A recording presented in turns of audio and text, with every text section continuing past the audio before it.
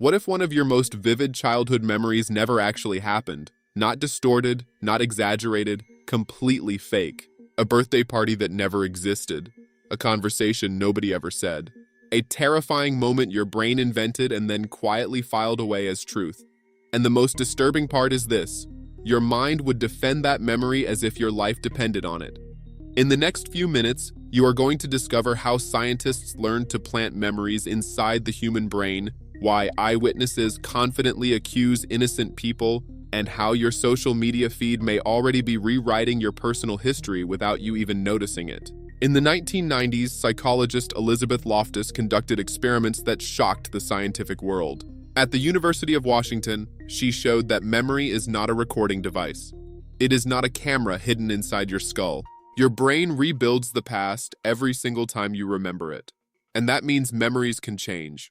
Or worse, they can be completely manufactured. One of the most famous experiments sounded almost harmless at first. Researchers contacted volunteers and spoke with their family members. They collected real childhood stories from each participant. Then they slipped in one fake event, a simple lie. They told the volunteer that as a child, they had once been lost in a shopping mall. Nothing dramatic, just a frightened child. Bright fluorescent lights, endless aisles, panic. A stranger helping them reunite with their parents. But here is where everything became deeply unsettling. Many participants did not reject the story. They accepted it. Then something even stranger happened. Their brains started filling in details that never existed. They described the smell of the stores, the color of the floor tiles, the fear in their chest. Some even remembered the face of the stranger who helped them. Except none of it happened. The memory was entirely fictional, and yet, emotionally, it felt real. Now imagine this power inside a courtroom. A witness points at someone and says, "I know what I saw." Their voice shakes. Their eyes fill with certainty. The jury believes them because confidence feels like truth. But memory does not work that way. Under stress, your brain does not record reality perfectly. It fragments it. Then later, it reconstructs the missing pieces using emotion, suggestion, expectation, and outside influence. This is why eyewitness testimony has contributed to countless wrongful convictions. Innocent people have spent decades in prison because another human being remembered something incorrectly with absolute confidence. And now the story becomes even more personal. Because today, false memories are no longer created only in laboratories. They are created online. Every time you scroll through social media, your brain absorbs fragments of other people's experiences. Photos, captions, emotional reactions, repeated narratives. And slowly, those fragments begin blending into your own identity. You see an old vacation photo posted by a friend. Suddenly, you remember the trip differently.